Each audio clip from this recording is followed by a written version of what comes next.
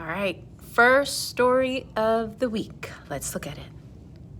Oscar and the Frog.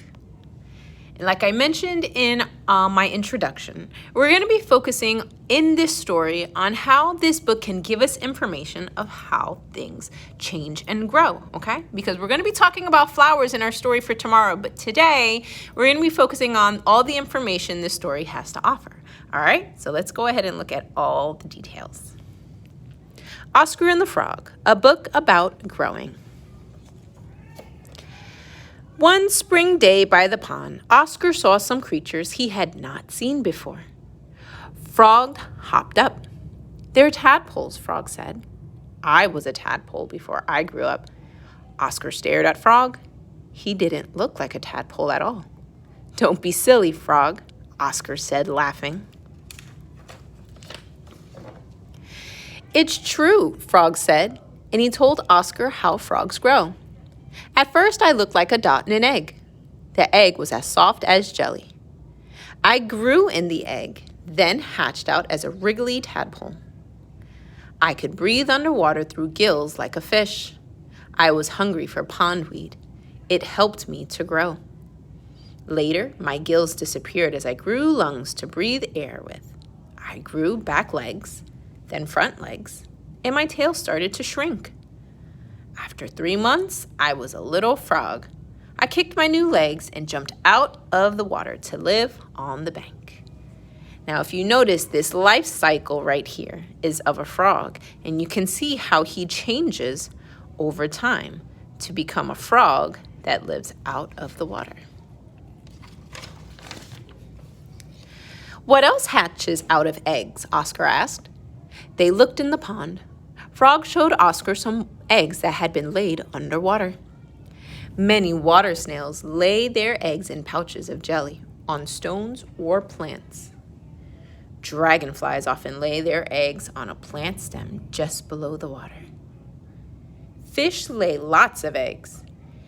The perch winds hers in long threads around plants, twigs, or stones. They looked on the bank, and Frog showed Oscar some eggs that had been laid where it's dry. Many kinds of butterflies lay their eggs on the undersides of leaves. When the caterpillars hatch out of the eggs, they eat the leaves. Many birds lay their eggs in nests high off the ground. Here, the chicks will be safe from animals who might want to eat them when they hatch. Ducks often nest on the ground close to water so their ducklings will be able to swim quickly away from danger. "Do plants hatch out of eggs?" Oscar asked. "No," said Frog. "Most plants sprout from seeds. Each plant makes its own kind of seed." Now, this is perfect for this week because we're going to be reading in tomorrow's story about seeds growing into plants. Let's look at different ones. The seeds of apple trees are stored inside their fruit.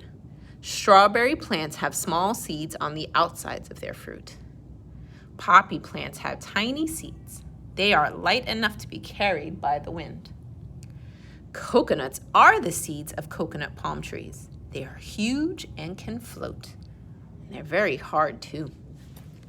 Most seeds ripen above the ground, but the seeds of the peanut plant grow in the earth. Isn't that crazy? That the peanuts that you like to eat, or that you may like, actually grow underground. "Did I hatch out of an egg, or did I sprout from a seed?" Oscar asked. "Neither," said Frog. "You were born.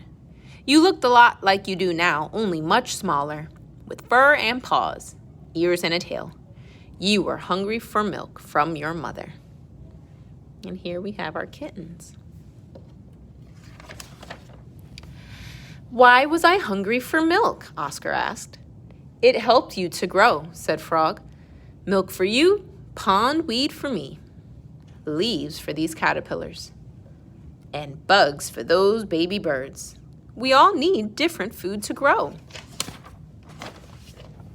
Oscar stretched. "I am so big now," he told Frog. "But you're not as big as you will be," said Frog. "Are you?" asked Oscar.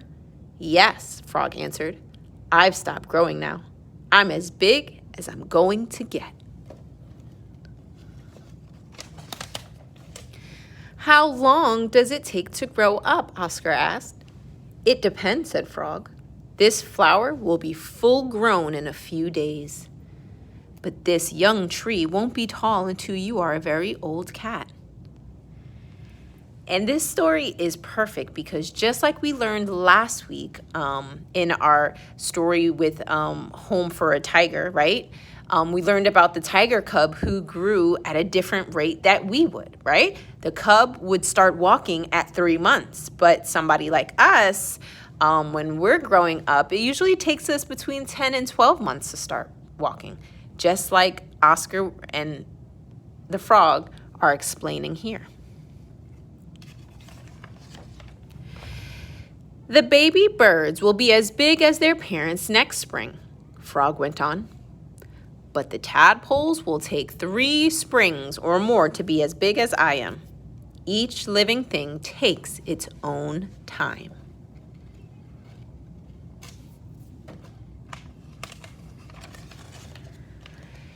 Just then, Oscar saw that his mother was coming. What about me? He asked Frog. How long will I stay a kitten? You will be a full-grown cat by winter, Frog said, as big as your mother is now. Oscar looked at his mother. She was much bigger than he was. Don't be silly, Frog, he said, laughing. It's true, Frog said. Wait and see. All right, so that story gave us lots of information about the life cycle of different animals and even different fruits or plants, okay? So remember this when we go to read our story tomorrow, Zinnia's Flower Garden. Have a good day.